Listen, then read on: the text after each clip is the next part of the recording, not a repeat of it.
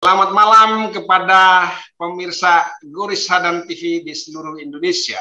Gori Sadan TV membaca Indonesia dengan 3 metode. Metode pemikiran kritis, metode pemikiran analitis, dan metode pemikiran reflektif. Pemirsa Gori Sadan TV di seluruh Indonesia, hari ini kita kedatangan seorang tamu istimewa, yaitu Bapak Gabriel Goa, ya. Bapak Gabriel Goa ini adalah Ketua Dewan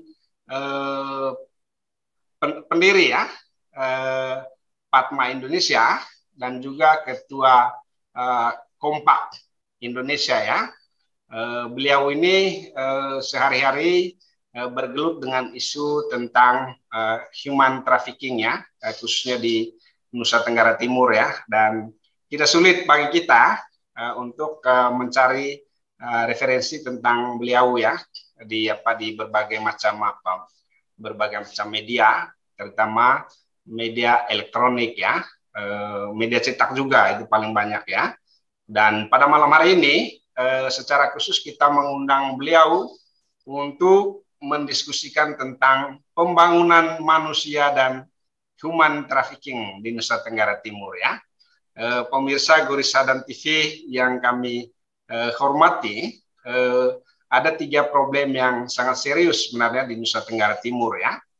Problem yang pertama itu tentu saja adalah problem pemerintah tidak pernah serius dalam penanganan ya, atau membuat peta jalan ya tentang pembangunan manusia ya. Sehingga kita lihat ya, IPM Indonesia, IPM Provinsi Nusa Tenggara Timur di dalam pembangunan manusia itu ya hampir tidak terlalu tinggi ya, jauh sekali ya. Tahun 2020 itu hanya 6,5 ya, bahkan turun dari 2019 ya. Kemudian yang kedua, Nusa Tenggara Timur juga di tahun 2021 ini berdasarkan data yang dipublikasikan oleh Badan Pusat Statistik Nasional, itu dikategorikan sebagai pusat kantong kemiskinan nasional ya. Jadi NTT termasuk provinsi nomor 3 di Indonesia sebagai provinsi termiskin ya. Yang pertama itu adalah Papua, yang kedua adalah Papua Barat, dan yang ketiga itu adalah Provinsi Nusa Tenggara Timur ya. Dan bahkan di waktu yang lalu Wakil Presiden Republik Indonesia secara khusus ke Nusa Tenggara Timur ya, untuk menyelesaikan berbagai macam problem pembangunan manusia di Nusa Tenggara Timur ya, termasuk apa yang oleh beliau disebut dengan istilah kemiskinan ekstrem ya, yang menyebabkan pembangunan manusia di Nusa Tenggara Timur itu tidak berjalan dan juga menyebabkan laju pembangunan dan juga kesejahteraan masyarakat di Nusa Tenggara Timur itu kurang tercapai ya. Dan problem yang ketiga tentu saja terkait dengan problem yang pertama dan kedua ya, karena pembangunan manusia yang tidak serius diurus oleh pemerintah, kemudian kemiskinan yang terus menjadi problem yang melilit masyarakat Nusa Tenggara Timur, maka kemudian terjadilah yang namanya perdagangan manusia ya.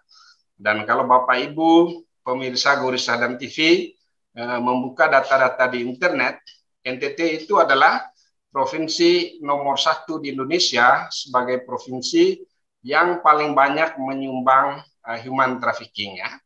Pada tahun 2021 ada sekitar 50.000 ya tenaga kerja Indonesia di Malaysia ya, baik yang ilegal maupun juga yang legal ya. Kemudian juga kita mengalami peningkatan tenaga kerja ilegal ya, yang meninggal di luar negeri ya, menjadi TKW ya, tenaga kerja wanita dan juga tenaga kerja ke luar negeri ya. Nah, karena itu pada malam hari ini kita bersyukur sekali kita mendapatkan narasumber yang memang pegiat dan juga memiliki fokus kepada persoalan human trafficking di Nusa Tenggara Timur ini ya. Waktu dan kesempatan kami berikan kepada Bang Gebi ya. Silakan Bang Gebi. Ya, selamat malam pemirsa Gori Sadan TV yang luar biasa.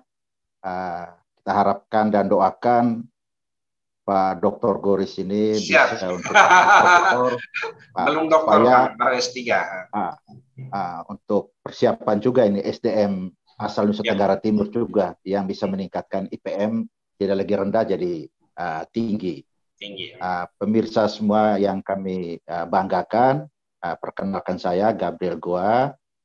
Sehari-hari memang kita tidak hanya urus human trafficking ya, tapi juga persoalan di NTT dan juga di Indonesia bagian barat, tengah dan timur. Indonesia bagian barat adalah masa lalunya Indonesia, masa kininya itu adalah di Borneo dan Sulawesi, masa depannya Indonesia Timur. Jadi apa yang disebut tadi kantong kemiskinan, jangan sampai nanti Indonesia Timur menjadi terpinggirkan kembali di negara Kesatuan Republik Indonesia. Jadi ini mengapa kami concern dan berteriak, karena akibat dari human trafficking ini, perdagangan orang, itu karena pertama, mengapa tujuannya Malaysia, yaitu NKRI tidak punya keberanian untuk menekan Malaysia dalam hal penempatan dan perlindungan, dulu disebut TKI, sekarang disebut namanya Pekerja Migran Indonesia. Sejak 2016, MOU itu berakhir. Dan disinilah peluang untuk adanya kekosongan kebijakan antara Indonesia dan Malaysia, maka ada ruang untuk masuknya tenaga kerja ke Malaysia yang dalam tanda petik oleh Malaysia dipekerjakan sebagai asisten rumah tangga dan juga sebagai buruh di perkebunan kelapa sawit. Dan ada 3 jalur, yaitu jalur barat, yaitu Batam dan juga Sumatera. Jalur tengahnya adalah di Kalimantan Barat melalui Entikong, dan jalur timur melalui Nunukan. Dan yang menariknya ini negara harus hadir dan keras, baik dari pusat maupun di Nusa Tenggara Timur. Jadi sebelum kita ngomong SDM-nya, jadi mengapa dibutuhkan Malaysia, sangat membutuhkan tenaga murah, tapi juga ini ada masalah besar. Jadi memang diharapkan murah karena ada kekosongan, kevakuman, tiadanya MOU antara Indonesia dengan Malaysia. Sejak 2016, maka bisa dibayangkan sejak 2016 sampai sekarang, apa yang terjadi? Berbondong-bondong kita ke Malaysia melalui tipu daya, bahwa kamu akan mendapatkan ringgit di negeri jiran, tapi yang terjadi adalah apa di sana? Saudari-saudari kita ini adalah masuk dengan visanya adalah memang ada paspor, tapi masuknya melalui visa pelancong, bukan visa pekerja. Visa pelancong. Jadi visa pelancong ini adalah visa turis. Dan visa turis ini mereka kok bisa bekerja di sana? Berarti tiadanya perlindungan terhadap pekerja migran Indonesia. Mengapa Indonesia, Presiden Jokowi, Gubernur NTT diam, tidak bersuara ini? Makalah kehadiran CSO dan juga penggiat ini untuk mengingatkan negara harus hadir untuk melindungi warganya sesuai nawacita 3. Jokowi, negara hadir untuk melindungi warganya. Jangan sampai pekerja-pekerja kita ini bukannya mendapatkan devisa, tapi menimbulkan masalah di Malaysia. Kenapa? Misalnya mereka sudah bekerja untuk membiayai anak dan keluarganya di Indonesia, termasuk di NTT. Tapi pada saat mereka mau tuntut haknya, itulah dimainkan oleh cukong-cukongnya di Malaysia untuk tidak membayar, maka mereka bekerjasama dengan imigrasi Malaysia dan juga polisi di Raja Malaysia untuk menangkap saudara-saudara kita yang telah bekerja banting tulang untuk mendapatkan uang buat dikirim ke kampungnya. Tapi justru di situ ditangkap, maka mereka juga tidak mendapatkan hak-hak atas itu. Kalau mereka bekerjanya sesuai dengan visa kerja dan juga sudah ada MOU ini, maka hak-hak mereka terpenuhi. Kalau ini tidak terpenuhi, maka dikembalikan lagi ke Indonesia. Ini yang harapan kami, Indonesia harus tegas untuk keras dengan Malaysia. Karena apa?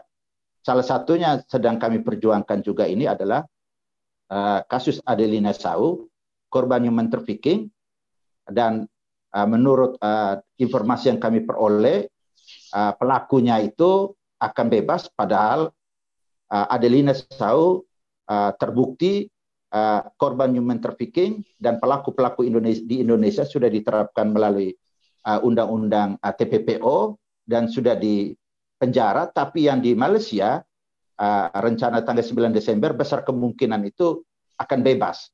Dan ini harkat dan martabat Indonesia, khususnya Nusa Tenggara Timur, terinjak-injak, bahkan diinjak-injak oleh negeri jiran. Maka sudah waktunya kita harus membuat keputusan yang tegas terhadap Malaysia.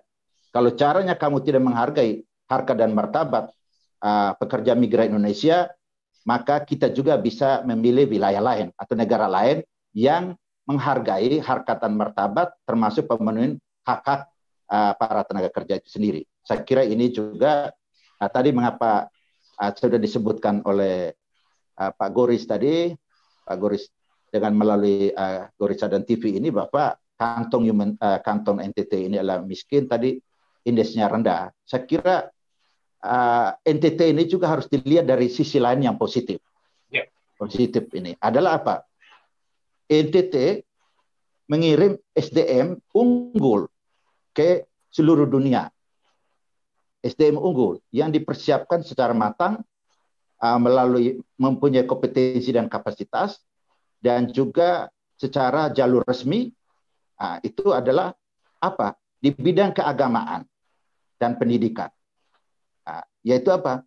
Mereka yang bekerja di bidang keagamaan di seluruhnya itu kan jebolan S1 semua, dan juga punya kompetensi, punya kemampuan berbahasa yang bagus ke negara-negara tujuan.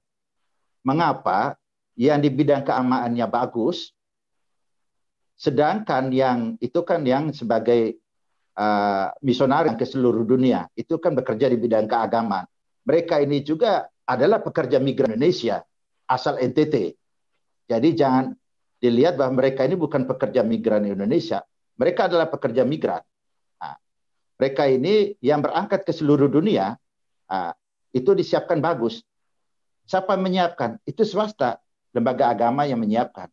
Mengapa ini tidak dikolaborasikan oleh pemerintah Indonesia dan Nusa Tenggara Timur khususnya untuk menyiapkan juga SDM NTT yang kompetitif di dunia melalui apa? Tidak lagi asisten rumah tangga dan juga buruh sawit menjadi budak di negeri jiran, tapi high level position seperti apa di sektor agroindustri, migas, pariwisata, kelautan perikanan, kesehatan, dan iptek ke negara-negara Eropa, Australia, New Zealand, maupun juga ke Timur Tengah. Ini peluang ini yang harus disiapkan di NTT. Jangan, misalnya di NTT ada sekolah vokasi, ada politeknik. Jangan berorientasi untuk menjadi pegawai negeri sipil. Tapi mereka ini disiapkan untuk bersama-sama dengan yang bekerja di bidang keagamaan untuk diutus misalnya dua-dua ke seluruh dunia. Saya kira ini mereka akan menjadi NTT diaspora yang akan membangun NTT seperti Israel melakukan hal yang sama. Mengapa kita tidak? NTT telah mengirim ke seluruh dunia atau bidang keagamaan. Mengapa kita tidak siapkan SDM yang unggul dari NTT untuk juga dikirim ke seluruh dunia? Yang penting mereka tidak menjadi budak di negeri jiran. Ini juga harus rebranding baru di Nusa Tenggara Timur. Jangan sampai kita hanya mengeluh terus. Jadi kembali yang tadi, saya kira Nusa Tenggara Timur juga telah mengirim SDM yang bagus ke seluruh dunia. Yang tidak bagus ini ke Malaysia. Mengapa ke Malaysia itu menjadi tidak bagus? Karena ada celah hukum, yaitu MOU-nya belum ada sejak 2016. Dan ini harus tegas ini. Kalau tidak, kita dari NTT maupun Indonesia menjadi korban human trafficking dan migrasi ilegal. Itu yang saya kira rebranding baru ini, karena NTT punya perguruan tinggi baik negeri maupun swasta yang menghasilkan setiap tahun SDM yang unggul. Mengapa ini tidak disiapkan untuk disebar, tidak mengumpul di Nusa Tenggara Timur, akhirnya menjadi pegawai honorer di provinsi dan kabupaten kota. Akhirnya mereka hanya diam di situ, tidak ada kreativitas, tapi harus juga didorong. Saya ambil contoh. Di Sumba ada sekolah hotel Sumba menyiapkan SDM di bidang pariwisata. Dan dia unggul di dunia. Mengapa ini tidak bisa kita siapkan juga di Labuan Bajo, di Kupang, dan juga di Lembata dan Alor. Ini kembali kepada pemerintah provinsi dan kabupaten kota, apakah menjadikan SDM itu sebagai prioritas pembangunan untuk menyiapkan. Karena kita harus belajar dari para misionaris, Misi dan Zending dulu. Mereka tahu kondisi NTT tanahnya tandus, maka mereka tidak menyiapkan untuk persiapan lahan yang hebat dan sebagainya. Tapi justru mereka menyiapkan SDM untuk disekolahkan. Kalau misalnya nanti pendidikannya bagus untuk lanjut ke perguruan tinggi, kalau dia misalnya tidak tamat atau misalnya menjadi petani, dia diatur di vokasi. Melalui apa? Balai latihan kerja yang disiapkan oleh para misionaris, yaitu Misi Katolik maupun Zending. Melalui apa? Ada sekolah pertukangan, ada sekolah otomotif, ada sekolah permesinan, ada sekolah listrik. Mereka inilah yang istilahnya vokasi. Sedangkan yang SMA disiapkan untuk lanjut ke perguruan tinggi, nanti mereka untuk ada yang jadi pastor atau profesor dan sebagainya, seperti Pak Goris ini. Ini juga salah satu pendidikan yang dihasilkan di sana. Jadi itu yang jangan sampai kita hanya bilang, oh kami lahan ini tidak menghasilkan. Ya gimana? 3 bulan basah, 9 bulan kering. Ini yang harus diubah. SDM yang disiapkan sehingga bisa mengolah lahan kering ini menjadi lahan yang luar biasa. Perlu dicatat juga, Pak Goris, saya sudah keliling juga dunia, maksudnya mengunjungi negara-negara. NTT sangat luar biasa, sangat eksotik. NTT ada komodonya, dia menjadi destinasi wisata internasional. Mengapa SDM yang dari NTT yang menjadi berangkat nanti pekerja migran Indonesia high level, mereka juga menjadi diplomat atau duta pariwisata NTT yang mempromosikan NTT di dunia internasional. Sehingga mereka Pak Victor bilang dia menjadikan pariwisata sebagai prime mover ekonomi. Saya kira roba SDM-nya ini yang disiapkan untuk berangkat ke Amerika, ke Eropa, nanti mengajak mereka tamunya mengunjungi NTT. Kalau dia hanya diam saja dan mengirim ke Malaysia, ya pulang peti mati.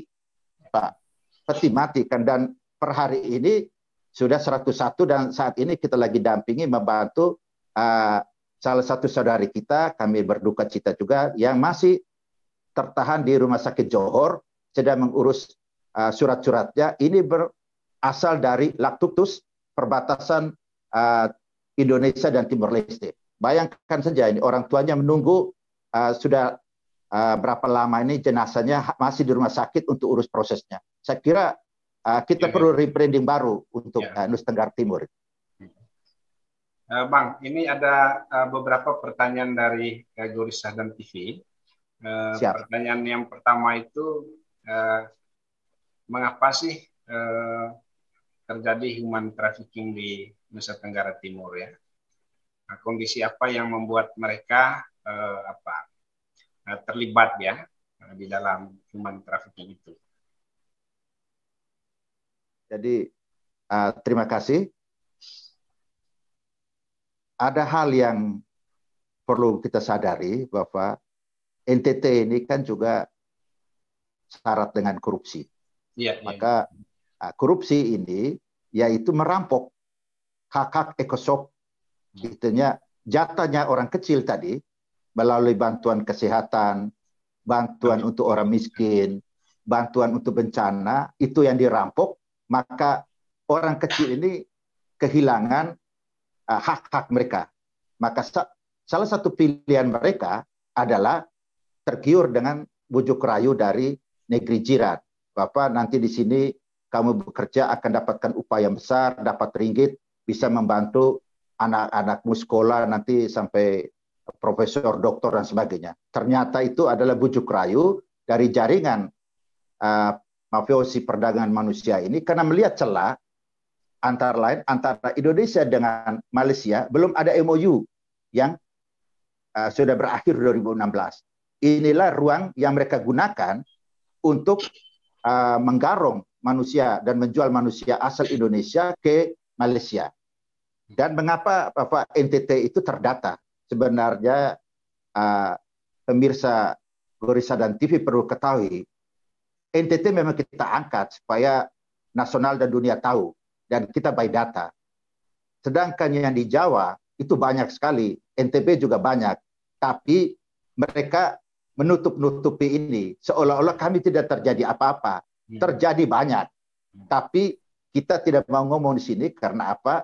Kita harus by data, dan mereka tidak memberikan informasi dan data, maka kami memilih mengapa NTT, supaya kita bongkar ini NTT, supaya kita selesaikan dan cari jalan keluarnya. Di NTT itu sangat bisa, yaitu apa? Tadi NTT punya predikat terbaik yang dikelola oleh swasta untuk bekerja di luar negeri melalui bidang keagamaan dan pendidikan. Mengapa ini tidak dikolaborasi oleh Gubernur NTT dan Bupati dan Wali Kota se-NTT bekerja sama dengan lembaga keagamaan yang sudah menyiapkan SDM secara baik ini? Mengapa dia ini? Jadi jangan juga fokus untuk merampok uangnya, hak-hak ekosopnya rakyat kecil, wong cilik itu, jangan dirampok. Nah, ini yang uang bansos saja dirampok, uang kesehatan, alkes, uang bencana dirampok. Nah, ini yang kita lawan ini. Maka kami juga membentuk koalisi masyarakat pemberantasan korupsi dan munculkan untuk gerak NTT, gerakan anti korupsi Nusa Tenggara Timur. Tapi untuk human trafficking kita punya Gemah Hatimia, gerakan masyarakat anti human trafficking dan migrasi aman. Dan kita menyarankan dan mulai malam ini ke depan kita minta untuk tidak berangkat ke negeri jiran. Kita lawan, kalau perlu kita sikat cukong-cukongnya. Nanti bersama Gorissa dan TV kita suarakan ini. Stop untuk berangkat Malaysia, mari kita pilih di negara-negara yang sudah menghargai hukum, meratifikasi hukum internasional, konvensi ILO maupun konvensi HAM internasional, supaya kalau Malaysia ini parah, jangan kita arahkan ke Malaysia. Kita harus tata baru untuk Malaysia. Maka ini tugas kita untuk dorong di Kemenaker, BP2MI dan Kemenlu untuk bekerja keras ini. Kalau memang Malaysianya tidak mau untuk lakukan MOU, kita boykot melalui apa? Moratorium, stop kirim ke Malaysia, kita kirim ke negara-negara lain yang mau bekerjasama dengan Indonesia, terutama NTT. Gubernur NTT jangan cuma mau potong kaki tangannya mafia, sampai saat ini belum terbukti. Itu harus buktikan. Maka kita akan bekerja sama untuk apa yang terjadi dalam penegakan hukum di NTT, khususnya untuk tindak pidana perdagangan orang. Kita baru pada tahap rekrut lapangan, yang sebenarnya orang juga susah. Kita harus dorong adalah tangkap dan proses hukum aktor intelektual sama cukong-cukongnya, termasuk backing-backing cukong-cukong ini di Malaysia. Itu harus kita lawan ini dan kawal ini. Jadi khusus penegakan hukum TPPO di NTT, kita harus menghargai Pak Rudi Soib dan kawan-kawan di kepolisian. Itu telah bekerja serius. Tapi yang belum adalah terhadap para cukong yang ada backingnya. Ini harus kita bongkar melalui pemirsa yang ada di Gorissa dan TV. Kita mari bergerak bersama mulai malam ini untuk lawan ini. Karena apa? Penegakan hukum TPPO di NTT-nya bagus, sedangkan di Malaysia itu kurang bagus. Maka ini nanti kita dorong melalui Suhaka Malaysia untuk juga ada penegakan hukum TPPO di negeri jiran. Ini sedang kita lakukan lobby dan juga kita dorong di nasional. Untuk penegakan hukum ini juga di nasional ada Perpres nomor 22 tahun 2001 tentang gugus tugas pencegahan dan penanganan TPPO. Pertanyaan kita, apakah Gubernur NTT, Bupati dan Wali Kota di NTT sudah menerapkan Perpres terbaru ini sehingga mereka membentuk yang namanya Pergub, peraturan Bupati maupun peraturan Wali Kota mengimplementasikan Perpres nomor 22 ini. Kalau ini belum ada, ini juga yang nanti kita dorong. Nanti melalui Gorissa dan TV ini bisa menginformasikan kepada kita bupati dan wali kota mana maupun gubernur ada nggak sudah bentuk gugus tugas ini? Ya. Kalau belum ada ini berarti mereka tidur, tidak bergerak untuk melawan mafia human trafficking. Itu pertama. Terus yang kedua, di nasional ini sedang sinkronisasi tentang rencana Perpres, rencana aksi nasional untuk pencegahan dan penanganan tindak pidana perdagangan orang. Nah, nanti di daerah melalui rencana aksi daerah. Kalau ini Perpres tadi pencegahan dan penegakan Perpres nomor 22 sudah sah, kalau di NTT belum jalan, saya kira ini pertanyaan kita untuk mendorong masyarakat, termasuk pers, melalui juga Gorissa dan TV, untuk mendesak Gubernur NTT, Bupati NTT, dan Wali Kota Kupang untuk segera membentuk gugus tugas berdasarkan Perpres yang terbaru. Jangan dipakai yang lama lagi. Terus, selain itu, kita dorong juga advokasi kebijakan publik untuk mencegah terjadinya human trafficking, ini Pak Goris. Yaitu apa? Kita akan dorong melalui Lembaga Perlindungan Saksi dan Korban untuk terbitkan rencana untuk dorong supaya Presiden menerbitkan Perpres terkait justice kolaborator TPPO, seperti justice kolaborator tipikor, tidak pidana korupsi. Karena apa? Yang selalu kena ini adalah saudara kita.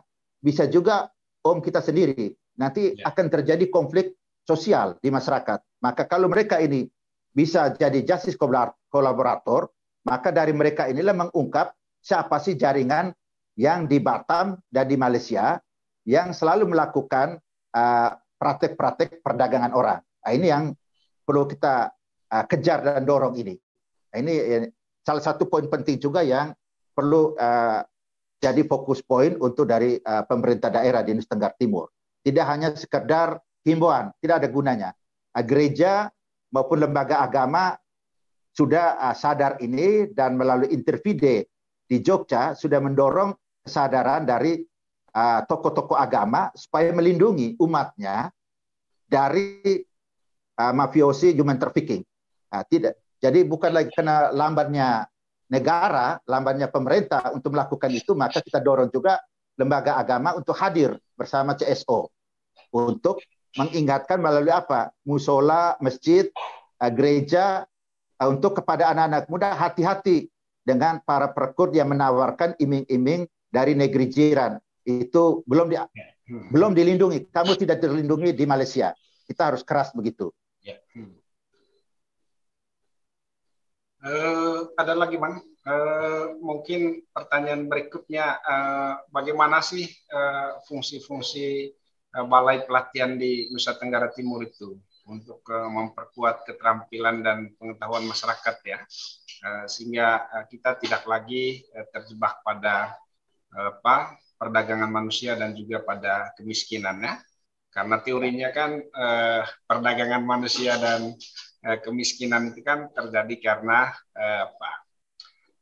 banyak faktor ya, antara lain ya yang paling menonjol itu adalah kebutuhan real ya yang dialami oleh masyarakat pada saat itu. Nah, untuk mengatasi itu saya rasa salah satu tugas pemerintah itu adalah melakukan pemberdayaan kepada masyarakat ya, melakukan pembangunan manusia, memanfaatkan balai-balai pelatihan yang dimiliki oleh pemerintah ya. Kalau gereja saya rasa jelas ya, sekolah-sekolah rutinnya juga jelas ya gereja itu ya.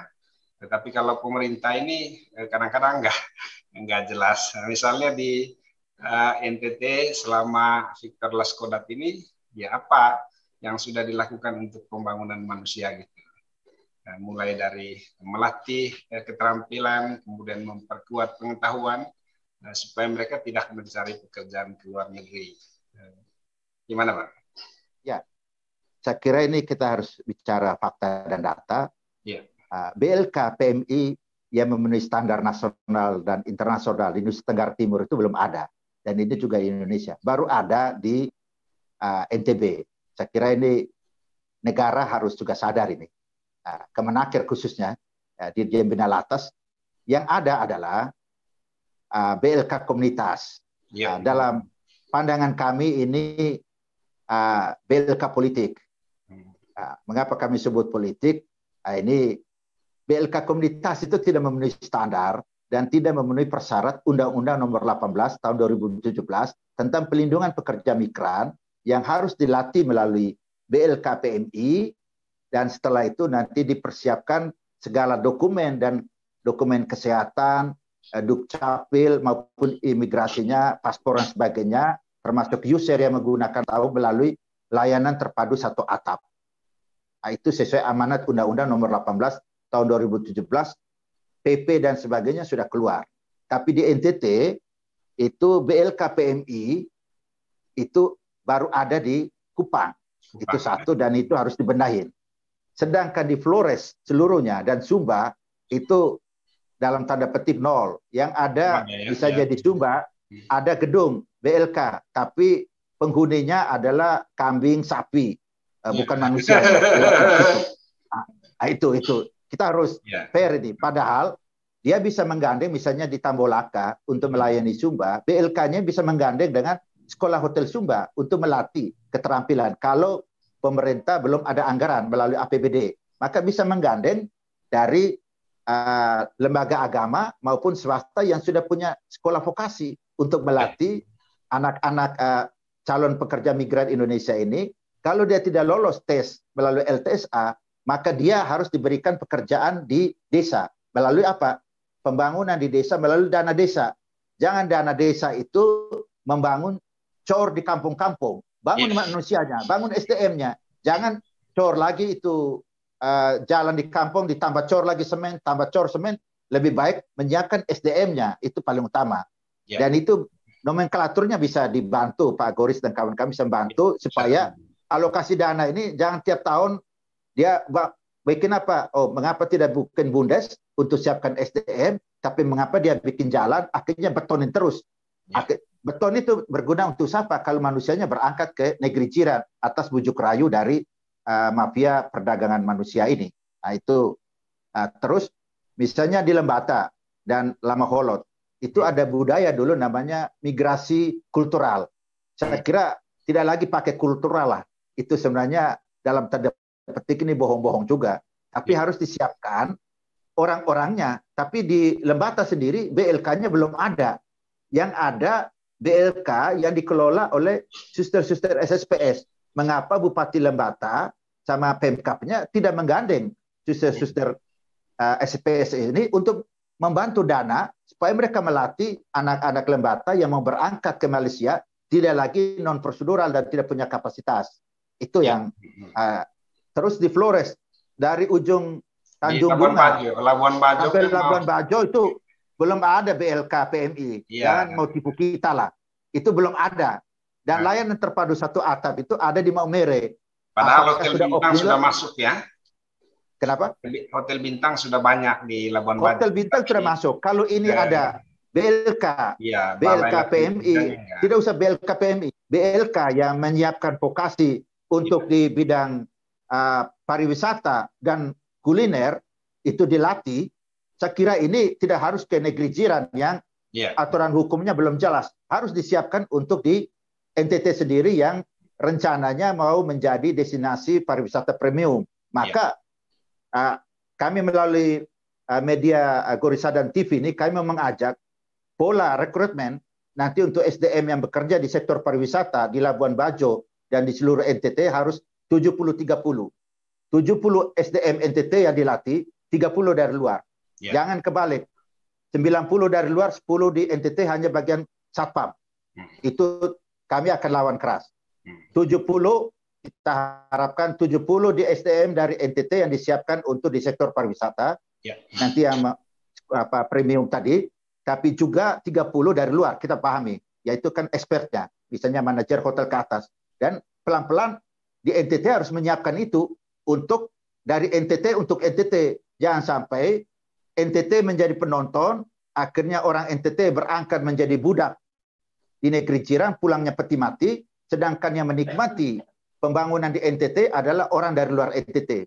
Itu yang terkait SDM tadi kami keras di situ. SDM NTT harus dari sekarang dilatih. Anggarkan APBD untuk menyiapkan kader-kader kita di sektor pariwisata, di sektor pertanian dan peternakan, sehingga raw material untuk kebutuhan perhotelan di Labuan Bajo jangan didatangkan dari Bali dan dari NTB, harus dari NTT itu sendiri. Nah, ini yang desa-desa di NTT harus diberdayakan. Dia menjadi ada desa yang punya keunggulan kooperatif untuk menunjang pariwisata kawasan Labuan Bajo itu.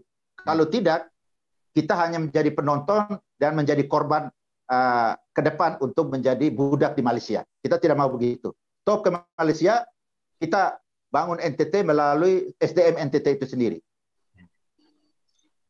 Oke Bang, saya rasa waktu kita sudah habis ya.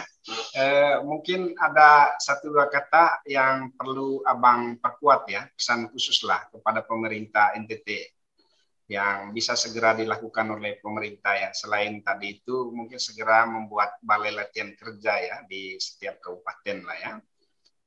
Kemudian juga mempersiapkan sumber daya manusia yang berkualitas ya. Tidak hanya untuk kepentingan di dalam negeri, tetapi juga kalau memang ada pengiriman tenaga kerja ke luar negeri ya.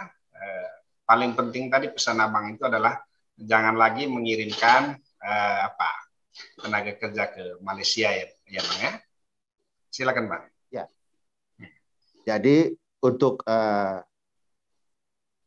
Gubernur NTT Victor Laskodat dan Pak Yosep Picos, kampanye awalnya itu kan adalah anti korupsi dan pariwisata sebagai prime mover pembangunan di NTT.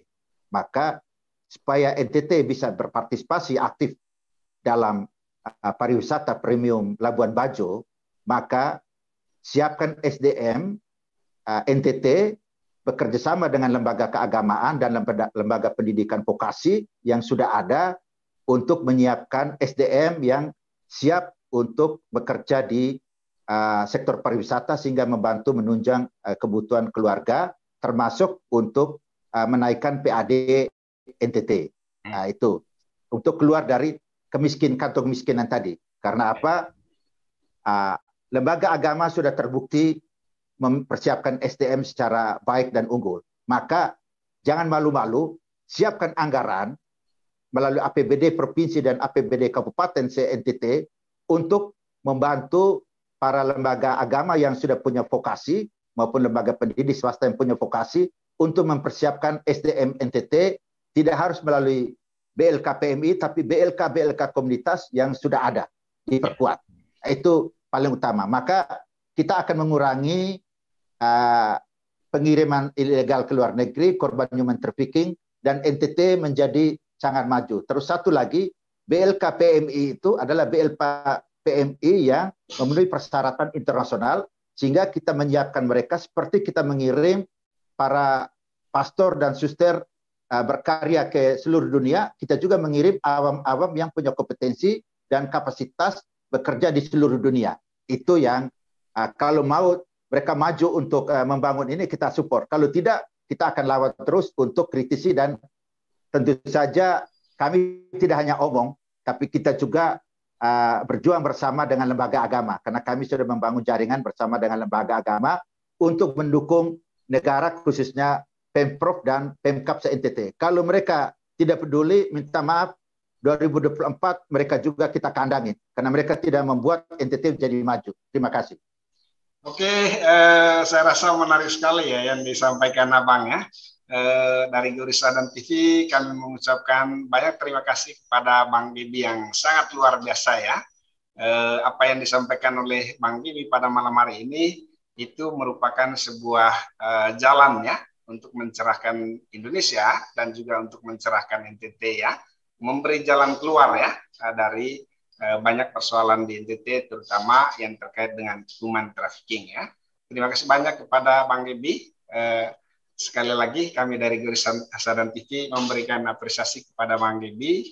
Semoga kedepannya Bang Bibi masih punya waktu untuk terus bersuara ya, dan kami dari Gurisa dan TV tentu saja memberikan dukungan ya, memberikan support ya kepada apa yang dilakukan oleh Bang Bibi. Kiranya apa yang disampaikan oleh Bang Bibi pada saluran Gurisa dan TV bisa menjadi inspirasi ya bagi pemerintah di dalam pengambilan kebijakan dan juga bagi masyarakat ya, sebagai bagian dari cara kita untuk melakukan edukasi terhadap masyarakat kita supaya menjadi lebih maju, lebih terdidik ya, lebih mempunyai akses kepada kebijakan-kebijakan pemerintah. Terima kasih Bang Gibi. Selamat malam. Ya.